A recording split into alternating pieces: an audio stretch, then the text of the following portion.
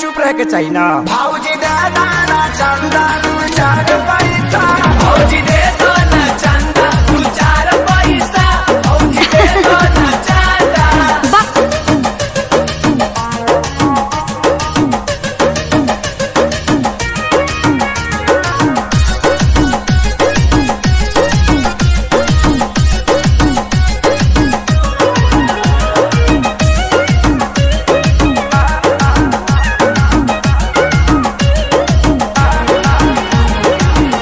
थोड़े मंगला से पूजा हो जाई, अगिला दशहरा ले भतीजा हो जाई। बोतलो खाती तंदा दे दो, पहले आ जाए दे।